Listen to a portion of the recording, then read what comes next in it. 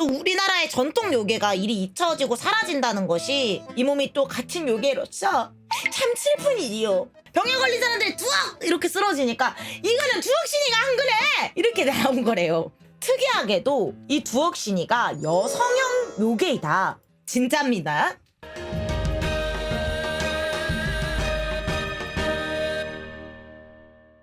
다시 해야 돼. 엔지. 안녕하세요, 여러분. 이 몸은 요괴 박사, 오박사예요. 여러분들이 잘 아는 요괴부터 잘 모르는 요괴들까지 하나하나 자세하고 세세히 알아보는 시간, 오박사의 요괴 대백과 시간이요. 오늘의 요괴는 두억신이입니다. 오늘은 오랜만에 찾아온 우리나라 한국의 요괴 바로 두억신이요. 그러면 이 두억신이 이름의 뜻과 서식지 먼저 알아보도록 할게요. 이 두억신이 이름의 뜻은 머리를 으깨어 죽이는 도깨비라는 의미에서 두억신, 원래는 두억신이라고 부르는데 이 이름이 전해져 오면서 두억신이 라고 바뀌었다고 합니다. 서식지는 조선이라고 해요. 머리 두, 누를 그렇지, 아주 시리어스 에이프리예요. 그럼 두 번째로 넘어가서 이 두억신이 어떻게 생겼는지 알아보겠소이다. 두억신이의 모습은 흔히 이제 떠올리는, 여러분 일본의 오니 알죠? 오니의 이미지인 뿔 달린 험상궂은 모습으로 해석하는 경우가 많다고 합니다.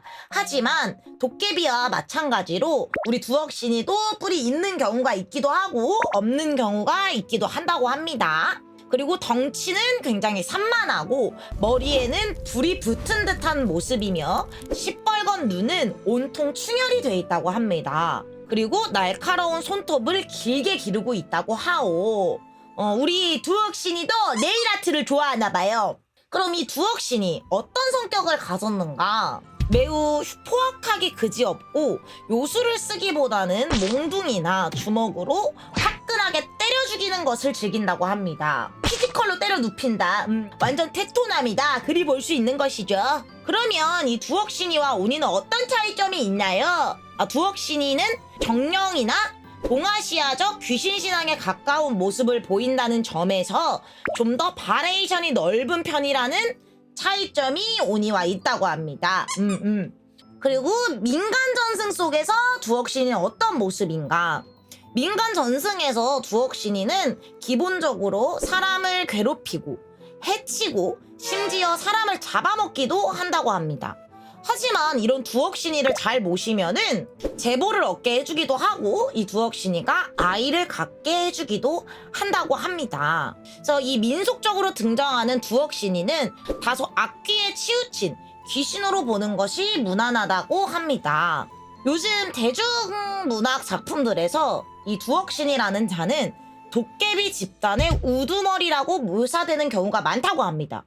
하지만 도깨비들은 엄청난 종류의 변종이 존재한대요. 그래서 다른 도깨비들이 모두 두억신이의 부하라는 해석에는 무리가 있다라고 합니다. 단 일부의 도깨비 부류들이 이 두억신이를 따른다라고 보는 것이 적절한 비유라고 합니다요. 또한 아까 전에 이 두억신이의 이름이 원래 뭐라 그랬죠? 두억신, 신이라는 이름 자체에서 의외로 두억신이는 격이 높은 악귀일 것이다 라고 추측이 된대요. 그리고 이 두억신이가 이 두억신이라는 요괴를 가리키는 말뿐만이 아니라 귀신적인 현상이나 또 누군가의 성격을 가리키는 단어로도 쓰인대요.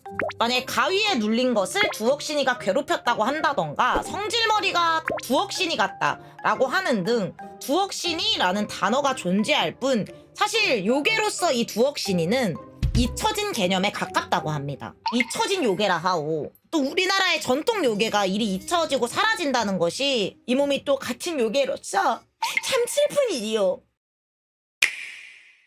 이 두억신이가 어떻게 유래된 자인지에 대해서 설명해 드리도록 할게요. 1577년 조선에 아주 심각한 전염병 대유행 사건이 있었는데 당시 사람들 사이에서 그 전염병이 두억신이라는 귀신이 퍼뜨린다 라는 소문이 퍼지기 시작했대요.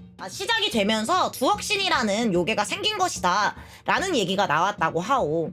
그래서 원래 두억신이는 전염병 귀신 중에서도 아주 대표적인 무서운 귀신이라고 불린다고 합니다. 그럼 이 이야기가 왜 돌았는가?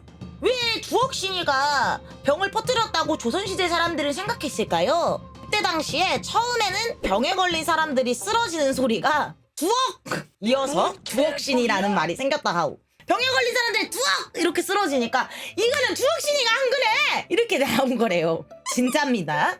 그러나 세월이 흐르면서 이 이야기는 점점 잊혀지고 18세기 한청문감 같은 사전에서는 그냥 추한 귀신이라는 말이 두억신이라고 번역되는 수준으로 변해버렸다고 합니다. 맨 처음에 이 몸이 두억신이는 머리를 짓눌러 죽이는 요괴라는 뜻이라고 하였는데, 그거는 18세기 야담집인 천혜록에 나온 말이라고 합니다. 이 천혜록에 나온 말로 명사로서 해석할 때 난폭한 사람이나 두통, 정신착란에 의한 해악을 상징한다고 하오. 전승에서는 사람의 머리를 으깨어 죽이는 정체불명 기이한 존재를 나타낸다고 합니다. 도깨비와 그럼 두억신이는 어떤 차이가 있을까? 우리나라 도깨비는 친근함과 어느 정도 사람이 저항할 수 있는 모습이 있는 데에 비하여 이 두억신이라는 자는 인간이 이해할 수도 저항할 수도 없는 어떤 존재에 의한 공포를 기록하는 경우가 많다 하오. 그리고 이 두억신이가 여러분 외관만 보면 남자일 것 같소이까 여자일 것 같소이까? 특이하게도 이 두억신이가 여성형 요괴이다 라는 이야기도 있다고 합니다. 조제삼 성남 잡지에는 두억은 원래 안당의 계집종이었는데 원통하게 죽어 귀신이 되었다 라는 기록이 있고, 이자가 두억신이 라는 이야기가 있어서 어떤 전승 속에서는 두억신이는 여성형 요괴이다 라고 불린다고도 합니다. 이 어찌 보면은 이렇게 잊혀지고 있는 우리나라 전통 요괴 두억신이에 대한 오늘의 요괴 대백과는 여기까지이요. 그리고 제가 이걸 준비하면서 알았는데 이 두억신이 같이 잊혀지는 우리나라 요괴들이 많다고 합니다. 그래서 이렇게 잊혀지는 요괴들이 없도록 이 몸이 더욱더 그대들에게 요괴를 많이 알려야겠다 라는 생각이 들게 하는 요괴였소이다.